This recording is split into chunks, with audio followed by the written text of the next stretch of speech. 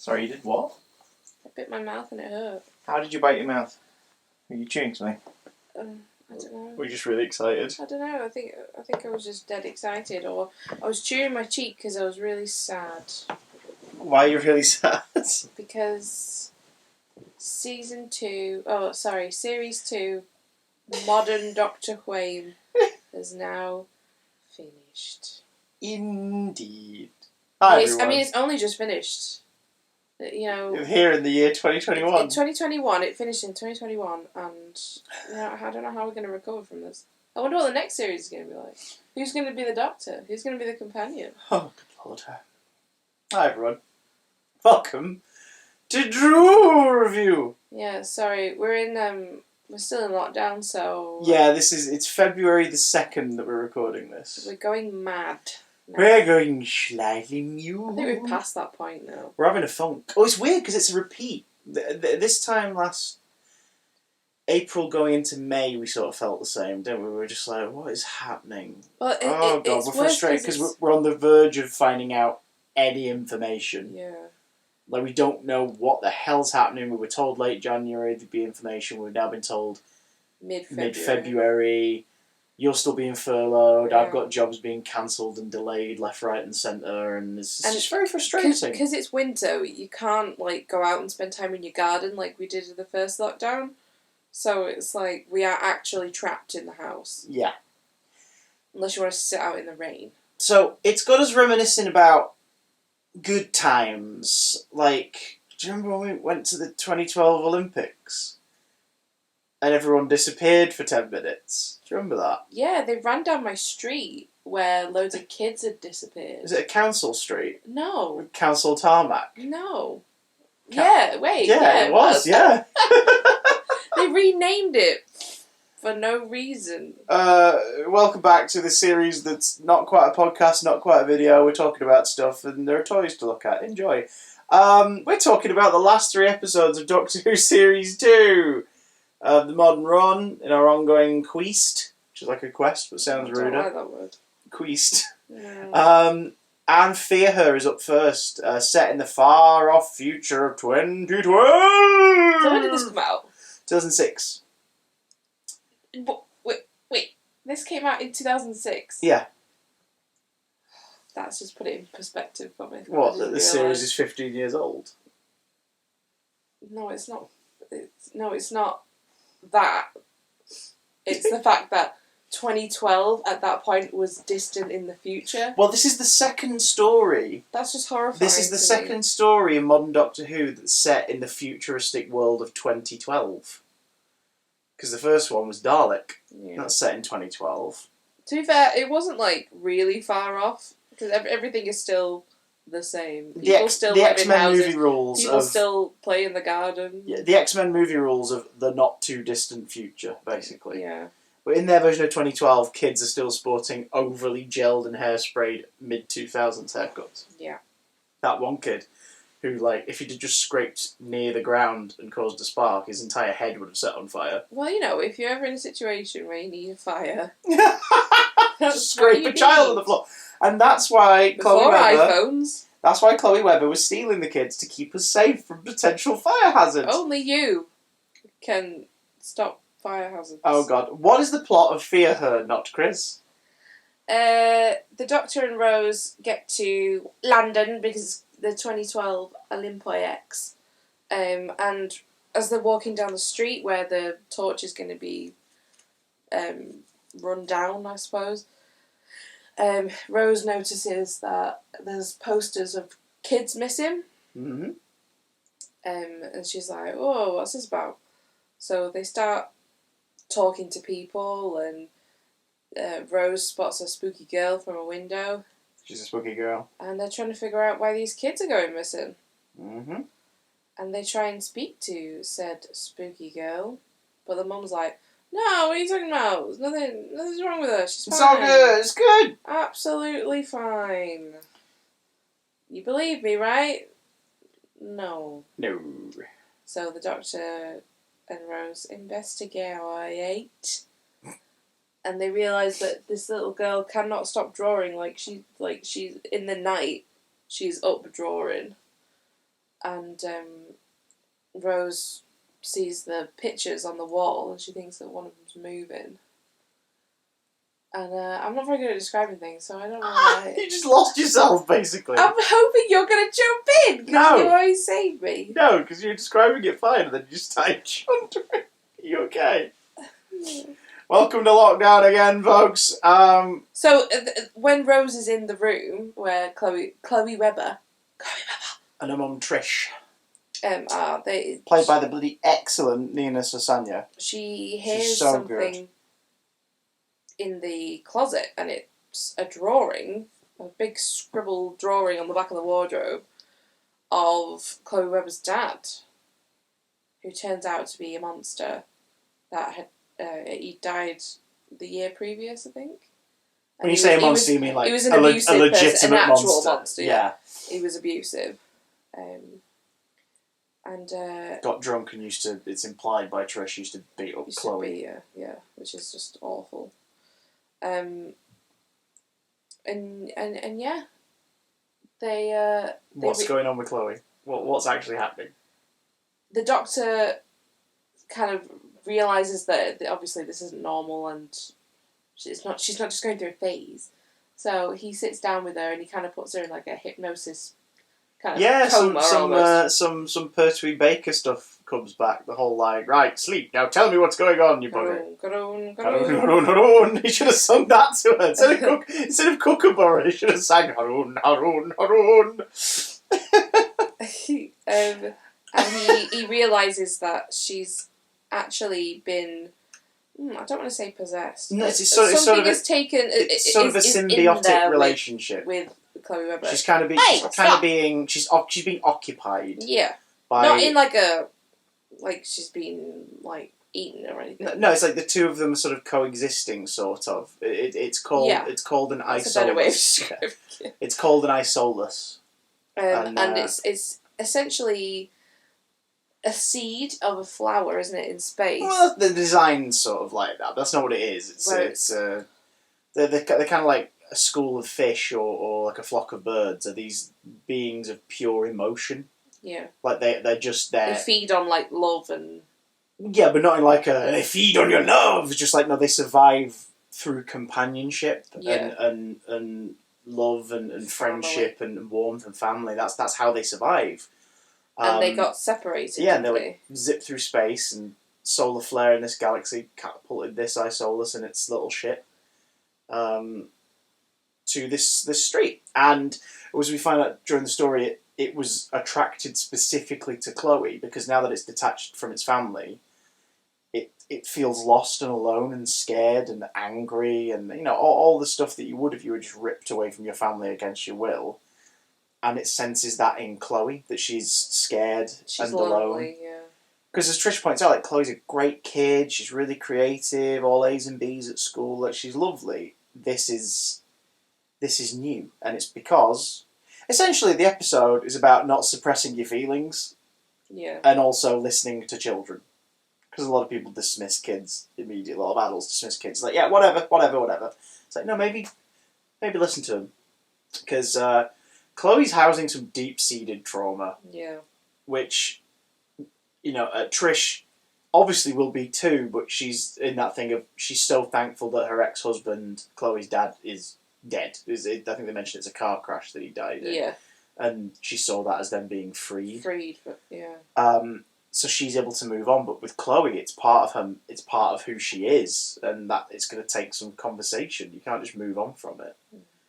But the isolus sensed that and decided it wanted to be with Chloe Webber because they both felt intense longing, and it has the ability to pull everyone in. Basically, it creates and takes things away around it, and it's doing it through illustrations.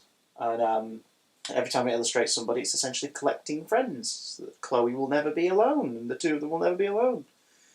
But Chloe in the night, it seems, has been drawing her father in the back of the closet, like a monster in the closet on the wall. So yeah, the race is on to stop Chloe and the isolus from basically. I love the way that the Doctor basically puts it. He's like, it's not an evil plan. Like, it's not a villain. it's a lonely child. There's two lonely children. One of them, unfortunately, is incredibly powerful and doesn't realise how harmful it's being. And it just doesn't want to be alone. Yeah. So it's sad, really. This is an episode that when I box setted this series in the past, we're talking like over the last 15 years and stuff. It's not been. I think the last time I watched Series 2 at all was when I covered it for Time Team. So we're talking like 8 years ago now.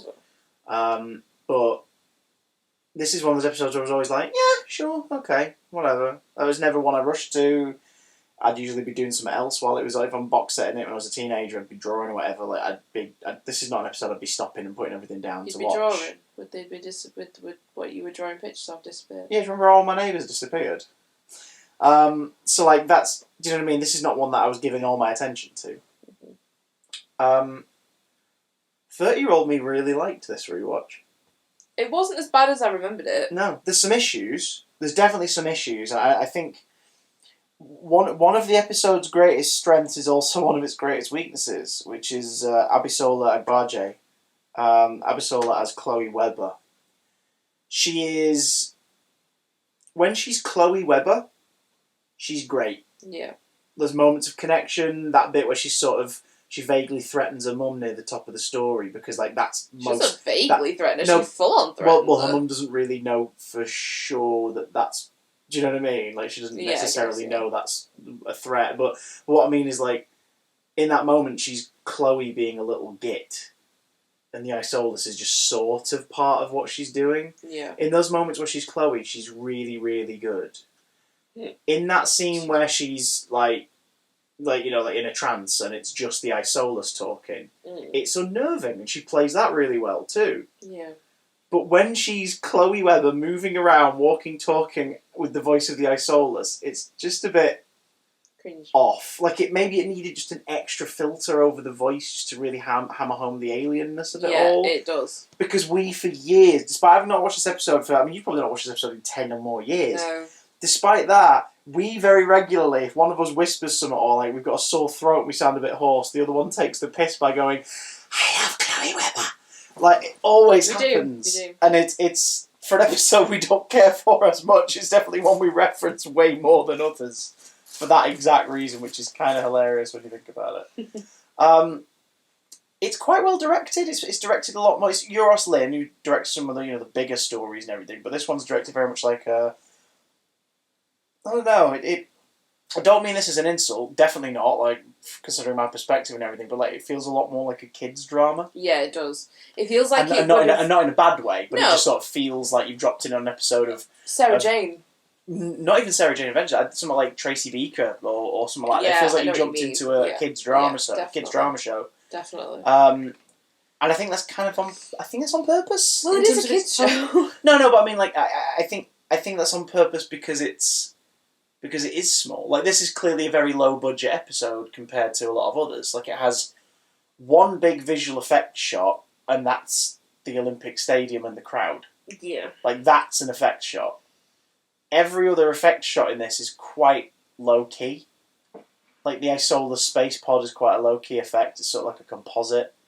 The drawings moving are, of course, done in basic 2D animation, which is not to say that there's not skill in that. They look great when you do see that kid, like the kid running, screaming toward the front of the page of the pre-credits stinger. That's quite cool. Mm-hmm. But every other effect is quite low-key. Like, when the dad finally emerges at the end, something which doesn't have the impact it really should. Because, two reasons. One, the way it's executed is really simple, which is, effective, but it kind of needed that one extra moment to hammer home how dangerous this was. Like, Trish and Chloe are selling that they are terrified because they're not thinking of it as a monster is back, they're thinking he's back. Yeah. And you can see how scared they are. The fact that they're not even fazed about an alien, they're more fazed about the fact that her dad might come back and hurt them. Like, that's where this story is at its absolute strongest. But the effect is clearly just a couple of red lights and a silhouette of an actor at the top of the stairs, which works, but it kind of needed like maybe a close-up of a slightly more monstrous hand or something, or whatever, just like or even just like, a human hand, but you really overplay the sound effects and everything, just kind of like, oh god, like a version of him, because it's her nightmare version of her dad. Like, it's her dad as frightening as he was, even larger. Yeah. So it should be. I don't know. It feels like they're missing a beat there. It feels They like could've- they left it something- all on Abisola and Nina to sell it. And they do a good job, but it needs just a little more. And also it's ruined slightly because while we were watching it, Lucy pointed out that what he was saying sounded a lot like something much dirtier. Yeah, it was putting me off, to be honest. Which made me go, oh, for God's sake, and then that kind of ruined it, you bugger. So I'm sorry, it was... Oh, I'm sorry. But, I mean, they could have done just something like a big pair of boots or something. Yeah, just seeing the feet. Actually manifesting seeing into something the feet real. leaving the bedroom, yeah. Would have been... Would have been something. There's some really, really good stuff in here, and it's mostly in moments, I find. Like, Rose learns the lesson of the episode over the course of it. Because she's sort of like, Chloe's a bit of a brat, really, isn't she? The doctor's like, no, this is fine. Like, it's just, it's a kid. It's a kid reaching out, and it's two of them. And like, someone needs to listen. And she has that moment where she says, like, why are you so, when did you become the authority on, like, being a kid, looking after kids or whatever? And he goes, what was a dad once? She's like, what? And he just sort of moves on, because it's not important right now. But it's true. Of course he knows how to be a parent. He's been a parent. We've met his granddaughter. Like, yeah, it's the first time they sort of touch on it. And Rose, like, by the end of it, learns the lesson about listening to Chloe and listening to the Isolus and trying to crack it. I love when the Doctor gets taken. Like, she follows them and then draws the TARDIS and the Doctor and they're gone. Because you do really feel like, oh God. Oh God, what are they going to do Like, now? oh my God. And he dropped and smashed what they were going to use to fix everything. And yeah, well, they were going to like find the Isolus' ship, weren't they? They were going to use that to detect it. Yeah. But then it relies on Rose piecing it all together and working. I mean, all the sort of the actors who pop up in this, like the police officer, the different neighbours, Maeve is her name, the elderly lady who sort of is the main one on the street, pointing out that this is weird, that there's no one really paying attention to this. She's great. Yeah. As is Kel, played by Abdul Salis, aka the council worker. Yeah, he's bloody brilliant. And instant meme material. Yes. Absolutely loves tarmac in roads. He's so proud of it. Smooth as a baby's bottom. Yeah, but how come he can get that one smooth, but that one's always got a lump in it? Because there's a bloody spaceship in there. It is always tiny. Which is, I like that. That's a nice Teeny, detail. I like that tiny. the Isola ship is Really, super small. really tiny. Love the Doctor and Rose, like, the whole investigation. Copper's on permission to investigate further, Sarge, and all that stuff. Like, that's really... By this point, the boyfriend-girlfriend space adventurers banter is so solidified that only because you know what's coming next do you realise this is here to just get ready. This is the knife, and they're slowly putting it in, and we don't even realise, so that next week they can just turn it. It's so nasty. I'm not going to lie, guys. It hurts. It hurts. Russell, what? You bugger. What were you thinking? How could you? Other things that work. Scribble Monster. I like the Scribble Monster. That's a fun throwaway moment. Especially the graphite reveal where he just takes the pencil to it and he doesn't even press it against it. He just sort of like rub and it kind of just fades away where the rubber's been. And you're like, oh, that's cool. Stuff with the cat is a nice way to demonstrate how things are disappearing. I'm not gonna lie, it was a pretty cute drawing of a cat. There it was. The bit where, like, Kelly Council Worker is like, I'm not being funny, but that drawing just moved. And because you don't really see it, do you? You don't see the pictures moving ever, apart from that kid at the beginning. You just hear that people are seeing. Because when the Doctor basically points out to Trish, like, you're scared of her. Yeah. You're scared of your daughter. Why are you frightened of her? And Trish can't bring herself to say anything. She's like, don't be daft. And it's like, no, come on. All that's where he confronts her and he's like, we need to deal with this. Yeah. That is so beautifully done by David and Nina. They perform that so well. It's good. It's not a big standout ep. It's not a sweeping epic. It's just a really fun story that I think probably could have been executed stronger. I keep saying that. Shut up, Lucy. It was... What? I'm not going to lie. I'm not going to lie, yeah. It was quite cheesy. Just... do you know, it was, like you say, it was like a CBBC... And again, that's not a knock, it's just... I think after... Because Love and Monsters, but Love and Monsters wasn't the last time we spent time with the Doctor and Rose. The last time we spent time with the Doctor and Rose, they were fighting Satan on an asteroid near a black hole. This sort of... They perfect this in the next 2 years. And what I mean by that is, this sort of served the same function as Love and Monsters did, or Boomtown the year before. There always seems to be an episode toward the end before the finale, 1 or 2, where they spend less and they simplify things. And sometimes that works really well. Boomtown, Blink. Yeah. Sometimes it's an experiment that doesn't quite track Love and Monsters. Other times it absolutely knocks it out of the park in ways I can't possibly describe. Midnight and Turn Left, which are back to freaking back. You're like, oh my god. Yeah. Like, just these simple stories. And I think with this one, yes, it was set in that domestic setting of a small street, but it feels small. If that makes any sense. Boomtown doesn't feel small. Even though it is filmed in, like, one office, one bathroom, the TARDIS set, and a restaurant. Outside. Like, it's really small in terms of what they did with it. But this one feels like Love and Monsters doesn't feel small. It feels like a lot happens and a lot of things occur. I think that really is a testament to the writers and, I mean, everybody that puts it together, like props and the design team and stuff like that. That not everyone got to flex with this one because even though they've got so little to work with, they make it so that doesn't even cross your mind unless you're analytical bastards like we are. Yeah, and I think Matthew Graham wrote a good script. Like, it's a good script, but it also might be because we're looking at it from 2021. Yeah, because the Olympic stuff aged within 6 years. It was very cheesy. Hugh Edwards, God bless him, not the best delivery of the newsreader lines. No. The Doctor taking the torch for that last stretch it feels odd. Odd, yeah. Now, were it, as stupid as it sounds, were he at least just wearing, like, running stuff? Do you know what I mean? And it's like, hang on, how did you know it was gonna... It's like, I had to make sure it at least got there. Like, he's the one who figured out that the ship needed that flame. Do you know what I mean? Just...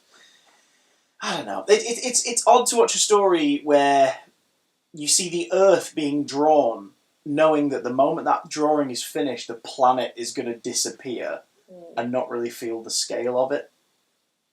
Because everything has felt quite small, as overall in the story. Yeah. But it also contains one of my absolute favourite TARDIS moments of all time, which is the TARDIS materialising between the shipping containers near the train tracks. Doctor opened the door going, oh, because the door's facing the shipping container, and he's got like 3 inches of space. Closes it, TARDIS dematerialises, reappears facing the right way. Just comes out and starts again. That happened before, didn't it? What was it in?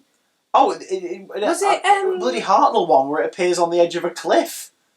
Was it the end of the story is it collapsing off the cliff? Was it in Paradise Towers? Where the Doctor... I'm sure it's Mel. The Doctor and Mel. Might have been Paradise Towers. And they can't get out. And they've got to climb out of the TARDIS. Oh, we've seen things like that happen before, yeah. But there's just something... That he materialised and he was stuck between something. You don't even see the Doctor, but you realise that he's gone, oh, shit. Yeah. And then dematerialise and he's like 3 feet away from it instead. It might be. I think that's really fun. I think that's a reference to something. I'm pretty sure that's happened before. Well, tell you what hadn't happened before, as weird as it seems, in retrospect, the Daleks and the Cybermen have never shared scenes together. Seen as the Doctor's, greatest foes and the show's most popular monsters, but they've never shared the screen together before. Can I just add something onto the last episode? Hit me. I was... Being older now, watching it, there was something that I was a little bit disappointed in. I don't think they took it as far as they could have. I would have really liked to have known what would have happened if you ripped up a picture. What would have happened to that person? Like, would they have been released? Would they have been, like, disappeared forever? Well, I get maybe the link could have been severed, because the Doctor establishes that they're not in the drawings. The drawings are sort of them, but, like, they're being kept somewhere else. They're being pocketed. Are they being kept? Because the Isolas, when they're travelling through the universe to keep themselves entertained, create universes. They create, like... I would like to have seen where they'd have gone. I know that obviously it wasn't in the budget and stuff, but I don't know, I kind of would just like, what was it, just what was it like in there? Yeah. I know what you mean. But speaking of Darlings of the Cybermen segue, so here we hit the finale. Army of Ghosts and Doomsday. Big titles, big dreams. Army of Ghosts, the Doctor and Rose return to see Jackie in the year 2007, year of our Lord. Or maybe a little later, to discover that it's been a good few months since they last saw her.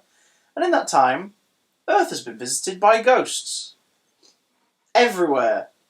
Every day. For several little shifts during the day. Ghosts rock up. Blurry humanoid shapes that smell and feel like loved ones long gone. Little does the world know that these shifts are being activated by a facility in Canary Wharf known as the Torchwood Institute. Take a shot for every time you heard Torchwood this series between Tooth and Claw and now. I would be drunk. And yeah, here's your granddad.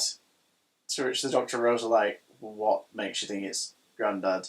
Well, it's like, that smell of those cigars you used to have. We can't smell anything. And that's the point. The world has accepted this because it's less frightening to just accept it and find comfort in the return of loved ones than it is to look further into what the hell's going on. Yeah, I think that speaks of a society, like, that is quite... I don't know, I can't get my words. Hopeless? No. In need of some kind of... Yeah, exactly, yeah. Hopeful that there is something... Well, yeah, it plays on the idea of, like, life after death, but also... They would rather think that this is something positive than negative. I think that speaks a lot. And how it's easy to become complacent and not ask questions. I'm very tired. I'm sorry if none of what I just made... No, it made sense. It made sense because it's sort of like now. It's think about last year for us. The government shites out the Eat Out to Help Out campaign, suggesting that you help local businesses by going and eating in restaurants and taking part in this, that and the other, despite the majority of the country going, are we really ready for this? It doesn't seem like we're ready for this yet. But so many people embraced it because, I'm not going to judge anyone who did it, like we didn't, but I'm not going to judge anyone who did it because it was a slice of normalcy. Yeah. It was a taste of things how they were beforehand, and you're being told it's safe and you're like, okay, let's go. Let's do it. I don't blame anyone for taking part in it. Because you put your trust in something that's supposed to be helping you. Yeah, and that's what's happening in this story. It's that same sort of thing. We've been through shit by that point, so we're suddenly presented with something like nice, and you want to do it. Yeah. Just sort of take a breather. The Earth discovered that aliens exist. Twice in the previous couple of years in the show. The spaceship crashes into Big Ben, into the Thames, and then Parliament's blown up, and Downing Street's blown up rather, and then Christmas, like a third of the world are possessed and nearly jump to their deaths after a spaceship arrives.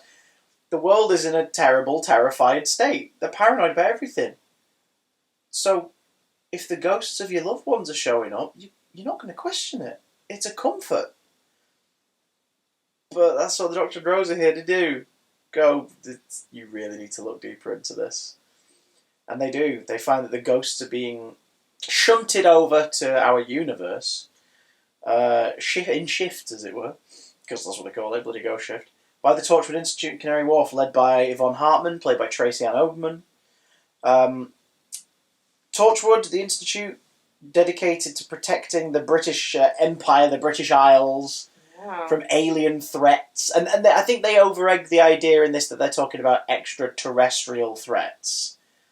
but they're very sort of to keep Britain safe from extraterrestrial threats. And it's like, they're like 2 generations of boss away from just being completely xenophobic.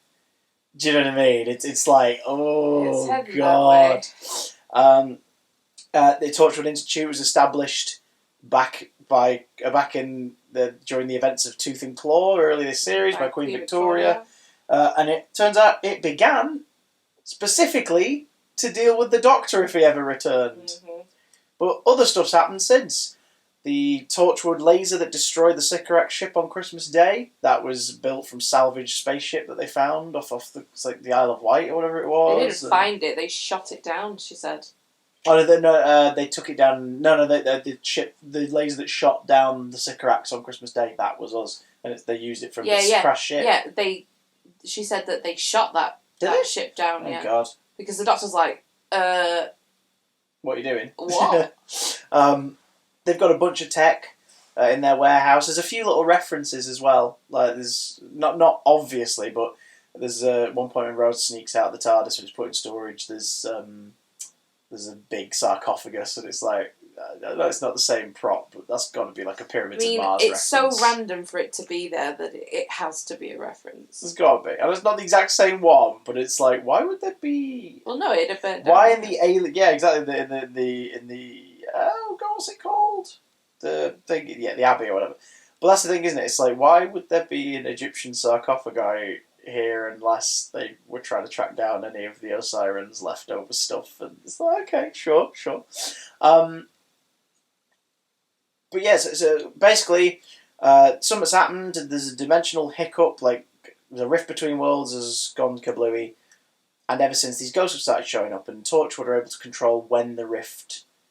It's not a rift, but like when the split opens, yeah. And when it closes, and the Doctor points out, the more you're doing this, the weaker you're making the walls of this dimension. They're gonna get weaker. Something is coming through from another dimension, and it goes into, like how last year earlier stories set up later ones in ways you didn't realise. This one did. The Cybermen two-parter from earlier in the series was about how there are parallel dimensions in the world of Doctor Who, but you're not meant to hop between them. It was possible when the Time Lords existed, but it was still not a thing that was done all the time. So, if there's another dimension bleeding through, that's bad. That shouldn't be happening. That's not cool. And as the Doctor pointed out, like, dimensions, old alternate existences and realities, there's this like massive tapestry, this big old mosaic, but in the little gaps between them all is something called the Void. Which is... Was it my people called it the Void, the Eternals called it the Howling. Yeah. And others call it Hell. Because basically it's just infinite nothingness. Yeah. And if there's something breaking through from another dimension and shattering the walls of this dimension, like the barriers of it, eventually this dimension will fall into the Void. And there will be nothing. And it will be dead. And everything will exist and not exist for eternity. No time, no... like life, no death, it'll just float around in nothingness forever. Nothing, yeah. So you need to stop doing this. And when he calls her out... That's what I feel like we're in right now. When he calls her out on it, that's brilliant. The bit where he's like trying to stop her from doing like this one shift. She's like, we've done it thousands of times. He's like, well then stop at 1,000. Like, come on. And then when she's like, we're going to continue the ghost shift and the counting down, he's like, right, okay. And just pulls up a chair. He's like, all right, can't wait to see. It's going to be great. And just calls her bluff, basically. It's done so well.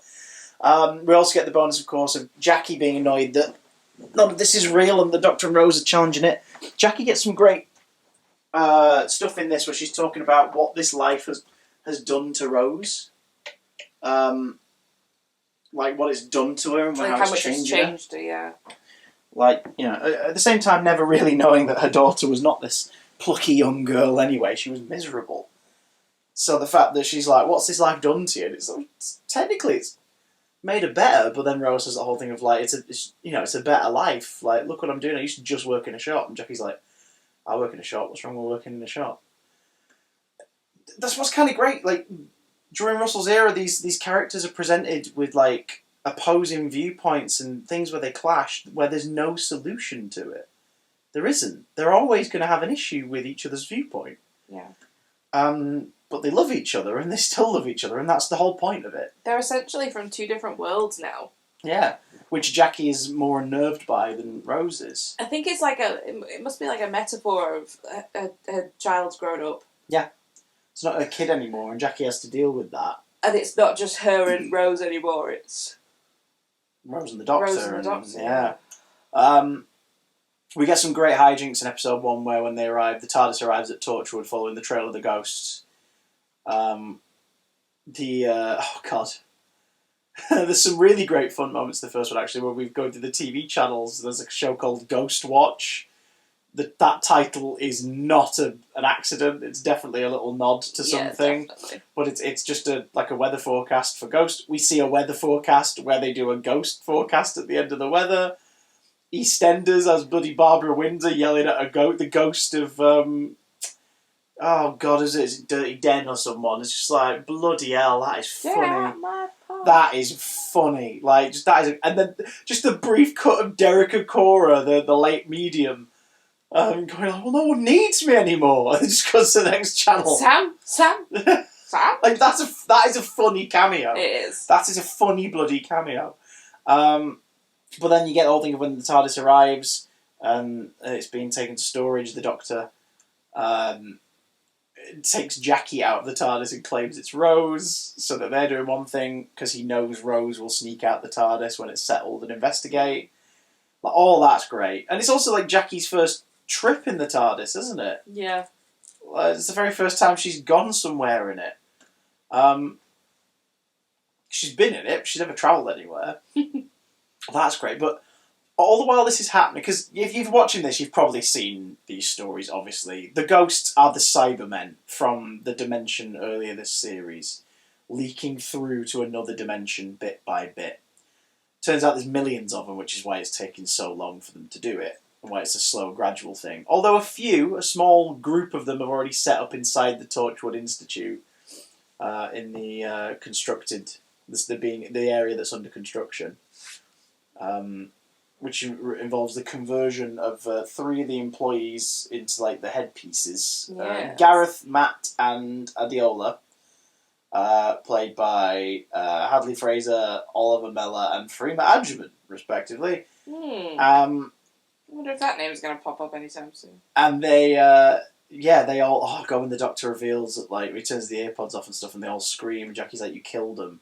It's like they've been dead, like, for a while. It's like, oh, that's horrifying. So they were basically just meat puppets, just acting out the Cybermen's commands. So were they? Well, they have headpieces on, don't they, Torchwood? Yeah, they've all got little Bluetooth, because this is 2006. 2006 for everyone who's wondering. Hands-free was Bluetooth headsets. Heck yeah! It was a little Bluetooth headset. The best thing ever. No, so it makes sense that they all have Bluetooth, because that was becoming a thing in like posher offices and stuff at the time. Everyone having a little Bluetooth headset, so that when someone called them, they could just talk on that and keep working. My dad had one, so it was the epitome of cool. But you know that these guys have been, changed into something else because they have 2. Yeah, and then when Yvonne pulls one off of Freema Agyeman's character, it's and the brain matter comes out. Is it like kind of maybe a cybermat kind of thing? Not really. It's more a callback to earlier in the series when they opened up the Cyberman. When the Doctor and Mrs. Thingy opened up the Cyberman that they'd knocked out with the EMP, and like you saw all the white sinewy nerve tissue in it. Because basically the Cybermen from that universe are bleeding through to this one. They're going to come over here to convert, which at first sort of implies that, oh God, did they win? Is this them moving on to find somewhere else? No, they're trying to escape because they've been trapped this entire time. How do we learn this? Because Rose goes down to the lab downstairs, which is being overseen by Dr. Rajesh Singh, played by Raji James, who's really good in this. He's not in it a lot, but he's really good. And he is examining something that came through the day that the first ghost apparitions happened. It's a big ball of nothing. It's this orb, a sphere that's just appeared and gives everyone this weird feeling of dread because it doesn't register. It has no mass. It has no mass. No yeah, weight. That's creepy. No smell. It doesn't cast a shadow. It's just there. So anyone who gets near it just sort of feels this horrible sinking feeling in the stomach. Like something's not right. Yeah, because every sense of your body's going, that shouldn't be there. What is that? Is it? There isn't anything there though. But oh god. And his assistant, as we find out toward the end, is actually Mickey Smith undercover. Hey. Lovely Mickey.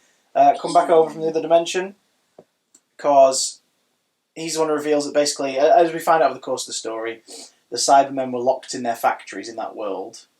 Then rights organisers and rights groups started to get in to talk about how they're technically living things, so like we shouldn't just do this. But of course, Pete Tyler, a returning Sean Dingwall, and co, they all sum up the fact that, like, you know, they lived through the original Cyberman attack. They're like, no, these aren't things that we can just rehabilitate. The people are dead. Yeah. Like, we have to kill them. We have to get rid of them before they do this to other people. Whilst they were locked away in the factories, the Cybermen obviously plotted out this thing where they were going to breach the wall between the dimensions and find another dimension. I'm just imagining, like, Cybermen just, like, sat in a room. One of them's got a bouncy ball, just bouncing it on the wall, and, you know, there's other people playing, like... But getting no joy from bouncing the ball, because Yeah. they have no emotions. Yeah. It's just a function. They have one emotion. Boredom. Yeah! We learn to survive through boredom. Oh god, no. So yeah, the Cybermen are coming through, and they found this breach in the void, but as they've done that, something else that was just in the void has come through, and it's this sphere. And as the Cybermen come through and fully invade, the sphere begins to react, because now the walls between the dimensions are broken enough that the void ship begins to awake, because we learn it's a void ship. And the Doctor's like, so what's the sphere? And the Cybermen are like, we don't, like, that's not of Cybermen origin. And as part one wraps up, the ship opens. The Doctor's like, eh? And What? 4 mother freaking Daleks float out. Leading us into part 2. That ending of part 1, like the whole build-up and everything, it's so exciting. It's so tense, and it's like, oh my god, what's happening? It's so freaky. What are they? And then when they arrive, I urge you, viewer, who's clearly watching this because you've watched these stories before, if you have someone in your life who's not seen this yet, who's curious about what, you know, is like, oh, I want to watch some Doctor Who, don't tell them when you get to this story that the Daleks are in it. Don't tell them. Just watch their reaction. Yeah. Because it's such a cool moment. And I remember watching it at the time, having avoided magazines and stuff, and it was just like, oh! Samesies. Oh my god! And you know, because we noticed on this rewatch, the Coming Soon trailer for Fear Her has a shot from Doomsday in it of someone being shot by a Dalek Ray. When I saw that at the age of 15, I think I wasn't... I didn't spot it. Do you know what I mean? Yeah, like, I wasn't as tuned in to the fact that that was exclusively, like, the Dalek death animation, because the Dalek death animation I was used to wasn't a full skeleton, it was people glowing and going, ah, and falling to the ground. Yeah. And I don't think I had the box set for Series 1 yet at that point. So I don't know. So, it was, you know what I mean? It was like... It was a surprise to me, and I remember being so excited when it happened. Well, box sets took ages to come out, didn't they? Yeah. Oh, yeah. Good lord, yeah. So you probably didn't have it yet. And they cost a lot more as well on release. Yeah. So, yeah, it's the Daleks. Going to part 2. Pete's World, you got Pete, you got Jake, played by Andrew Hayden Smith, coming through. And Mickey, we learned about how, like, they've created these little, using what the Cybermen learnt, they've created their own kind of little way to zip between these two worlds. So they can basically get over here and either stop the Cybermen or stop them from coming back. And as Pete points out later, it's like, we're going to leave them in your dimension. The Doctor's like, you can't do that. He's like, it's not my problem. Like, my world is my priority, and I've got to keep it safe at any cost. That's such a dick move. It is, but, like, 5 million Cybermen have just randomly appeared in another world, and they're not on your planet anymore. And it was 3 years ago the Cybermen disappeared, because basically for 3 years they've been in the void, like, going through this journey of, like, going from this destination to this destination, and it's obviously just taken that long for them to begin to materialise. Whereas these Daleks are a special group called the Cult of Skaro, who even the Doctor's like, yeah, I've heard of you, but I didn't realise you were real. Dalek Sek, Dalek Jast, Dalek Thay, and Dalek Khan, which made us both go into a Shatner impression. Because, of course, they exist to dream up new ways of killing, basically. Like, they are the Daleks' pitch team. They're the research and development department. They're the... Do you know what I mean? They're the work summer camp. Like, you guys go off, you figure out some new stuff and bring it to the next team meeting. Like, that's their thing. They go away to devise new plans for Dalek survival and extermination. And it's nice because we get our first sort of proper full-blown variant as well. Mm-hmm. Dalek Sek. That's nice.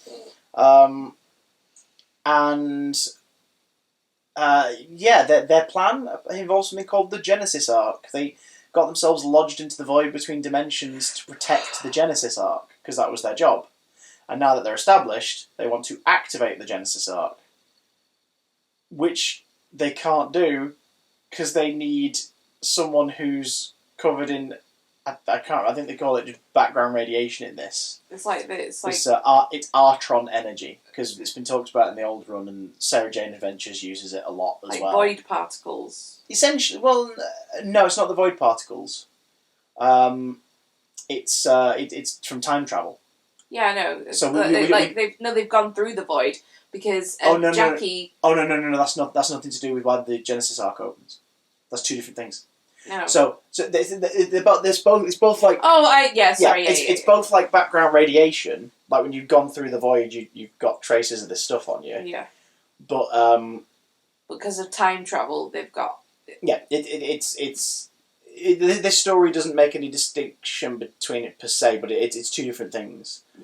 So basically, Mickey, the Doctor, Rose, and probably Jackie would be able to open the Genesis Arc, because they've all travelled through time. Yeah. Or at least, travelled through the vortex, in Jackie's case. So, Rose is kept alive, and Mickey's kept alive, and Dr. Singh, unfortunately, dies horrifically when they scan his brain by, suction his head. Until he's burnt to a crisp, like the end of a bloody Indiana Jones movie. Just this shriveled skull for a head as he drops to the ground. Dusty head. Again, them finding ways to make the suckers terrifying after it crushed the bottom of that guy's jaw in Dalek. Do you remember? What are you going to do? Suck him to death? Yes. Yes, I will. Yes, I will. Smart ass. The Genesis Arc is a Time Lord prison. It's bigger on the inside, and it contains a shed load of Daleks that have managed to escape the Time War. I think they should start putting signs on things, like, this is... don't open this, because this has got Daleks in it. Well, so if you open it, then you're I don't think the Time Lords had the time to do that before whoever had that Genesis Arc was... killed by the Cult of Skaro, then nicked it and went, right, we've got a lot of Daleks in here. I think it should be in your plan, for building it. Put a little plaque on it that can't be destroyed, and it just says, look, don't open this. It's a bad idea. Look, don't open this, it's a bad idea. It's full of Daleks. 3 exclamation marks. It'd be really stupid if you open this, so just don't do it. And just cover the door in that, like a poster. Love the Time Lords. So yeah, because these guys escaped the time. Well, they weren't fleeing it. They obviously were trying to protect the Genesis Arc, so that's what they did. A void ship was created, and they buggered off into the void to get out of the way, so they couldn't be found. Because they don't know the conclusion. You get that brilliant moment where Rose is just like, "Do you want to know what happened to the Time War? In the Time War, to the Emperor?" And Dalek's like, "The Emperor survived." She's like, "Yeah, till he met me." And she basically brags at Rose's way of getting around being exterminated so she can learn more about what their plan is great. Like, she's properly, Jackie's right, she's changed. But it's sold so well, and her and Mickey's banter, Mickey's played completely differently. Noel Clarke is playing the part completely differently now. He's super confident now. And he's really, because for him it's been not an arse 3 like years. Ricky. For him it's been 3 or more years. Yeah. So, like, stuff's different for them. So you've got all that, which works well. The Doctor's face-off against the Daleks is really good. Like, there's so much good dialogue in this opposite the Daleks, which you forget that, like... it's hard to write Daleks, really, in a way that's interesting in that conversation. Hasn't been done before, yeah. And the way you do it is you have human characters interact with them. Yeah. That's how you do it. And when it's characters like Rose and the Doctor who are like, we've dealt with them before, we'll deal with them. Like, we'll make this work. Mm-hmm. Like, they're still scared, but they're not going to show it, and they're going to argue, and they're going to threaten, and it's brilliant. The whole thing where he's talking about how, like, alone you are in a cold metal case for your whole life, that explains your voice. No wonder you scream, and all that stuff. You're like, ooh. It's a bit distracting, though, because you see it through Fisheye Daleks' fisheye.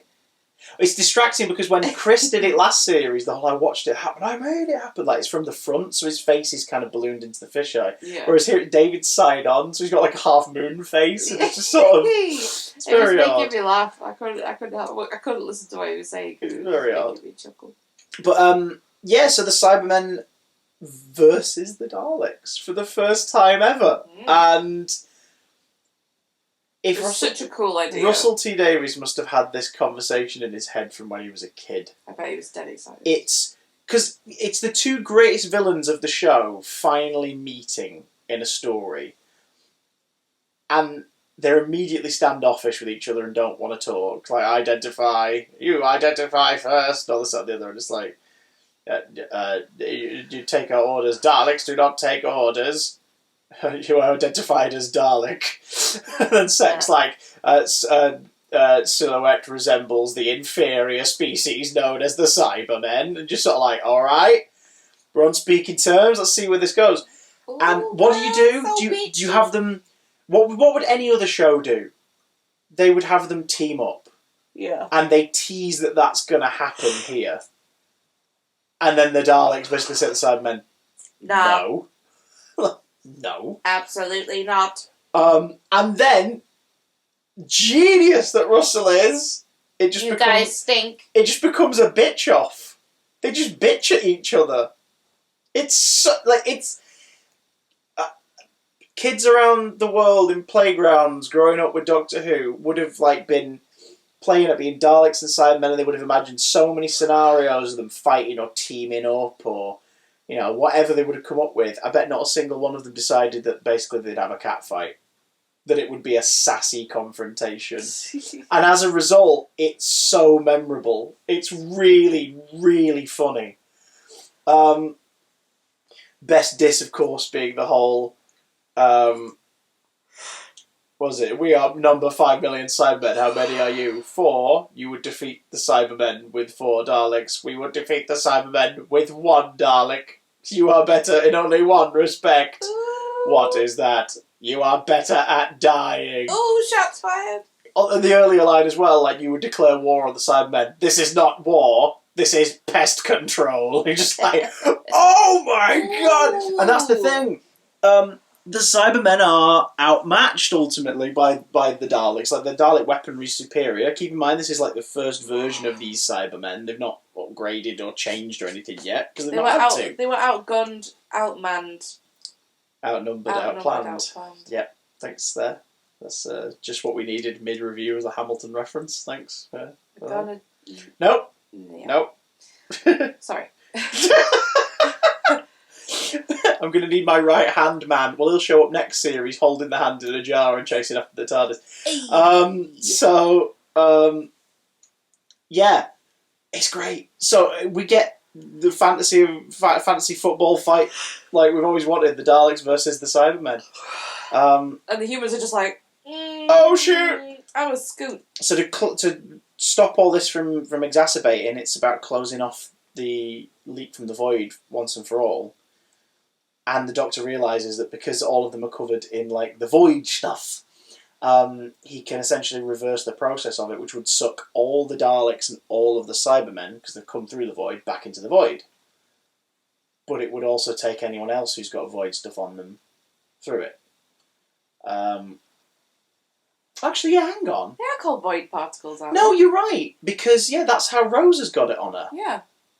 which is really confusing.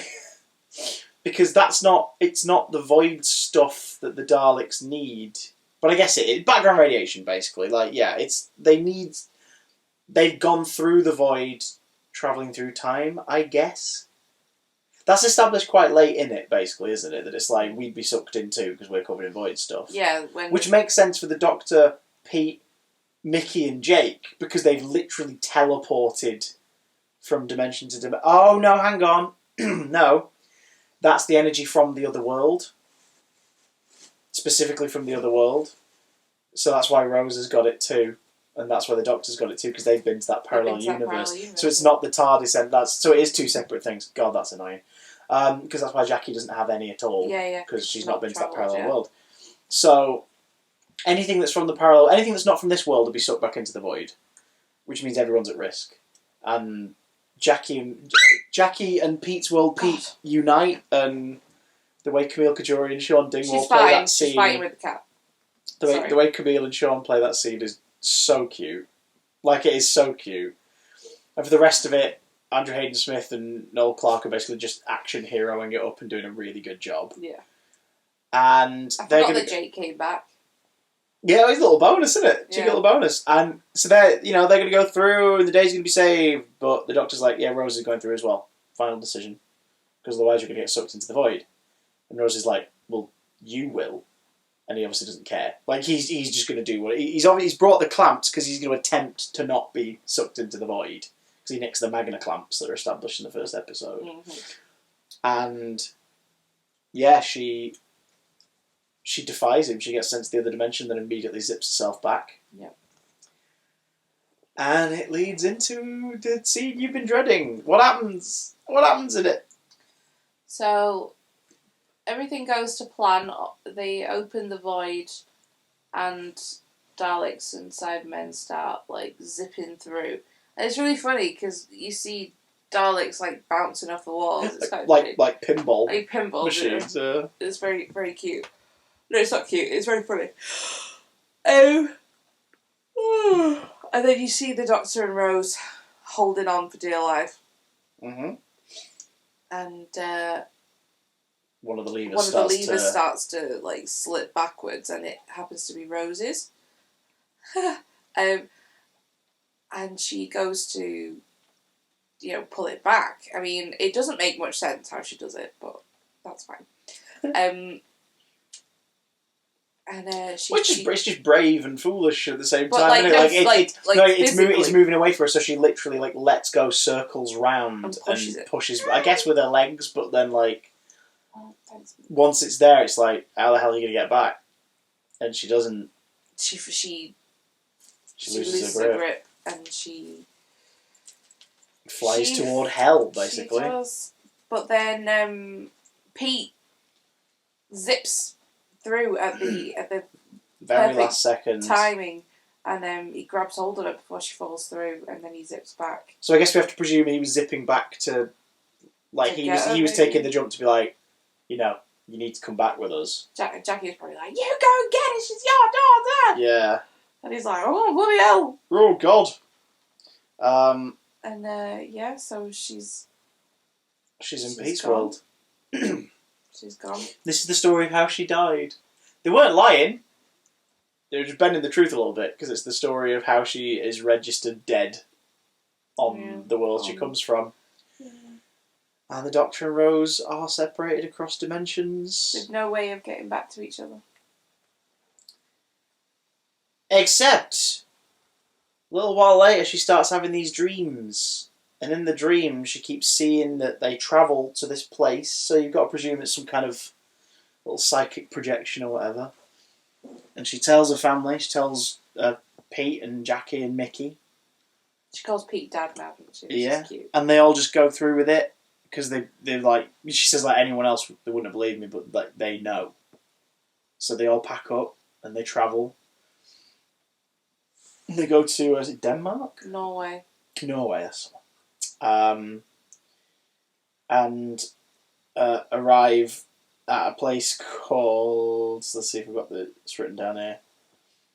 See if you can pronounce it. Well, it's not got the full one here, but it's like Darling something, because obviously, they only threw in that, like, Dalek, like, Darling, they only threw that in just to sort of... Throw him off. It'd be weird, because if they didn't put that in, if he didn't react to it, people would have been like, wait, what? But it's the fact that it translates to Bad Wolf Bay. It's like, of course. Even through the bloody dimensions, she's left a trace. It's like, of course.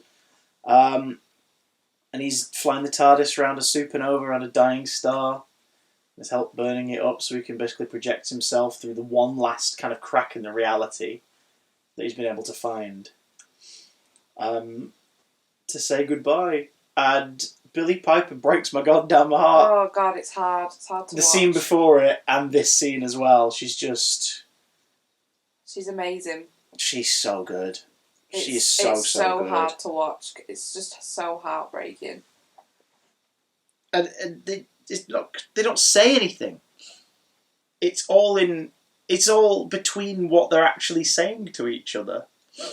It's all just to do with what's going on in her face and behind David Tennant's smile. It's how they're both playing it. You're like, oh god. And then it ends with her just like, oh, I hadn't even realised this. When she goes to say, I love you, she tries to say it. Yeah, but gets stuck in her throat. She gets stuck in her throat. And then she says it. And Han Solo's her back like, with a pithy one-liner. Right. Quite right, too. Quite right, too, yeah. But then he makes the point of saying, I suppose, the last chance I'm going to get to say it. Rose tile, and then the star burns up. And then you see him. I didn't really notice. He goes to, like, even when he knows she can't see him anymore, he sort of goes, like the first sort of syllables start to form, and he just stops himself. Oh, it is so good. It's hard to watch. It's so good. It's so hard to watch. Especially because, and I think it's especially impactful because our main character has just left the show. Rose is the main character up to this point of the revival. Yeah. And she's gone. In a way that earlier in the series they establish this is it. Like, this is it. So when Mickey rocks up in this, you're like, well, it can't have been it. And they make the point of, no, this is a freak accident and has to be fixed. She is gone. This is it for Rose. And we never see her again. We'll see in about 20 videos. But the point is, Army of Ghosts and Doomsday is a fantastic finale. How does it match up to the other modern finale? How does it match up to Bad Wolf and Parting in the Ways? Personally, that'll always still be my favourite. But I think this feels like... It hurts.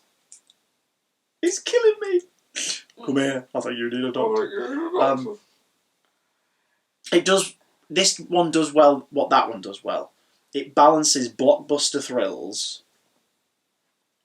with an actual emotional through line that ultimately, when you come away from this, you don't come away from this, the last one going, oh, and then the Daleks did this, and then this, oh my god. You come away from it being like, oh, we had to leave Rose behind. Or like last year, it's like, oh, he sacrificed himself to save her life. Like, those are the things you think about.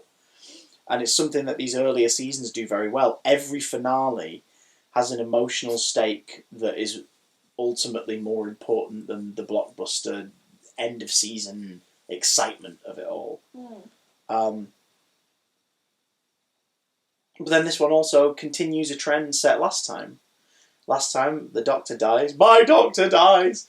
Then regenerates, and we get a little sort of slight comedy beat when the new one sort of carries on with himself for a second, and then it's all like, oh, it's like a little, it's really sad, and then it's like a, at the end. You're like, oh, what's this about?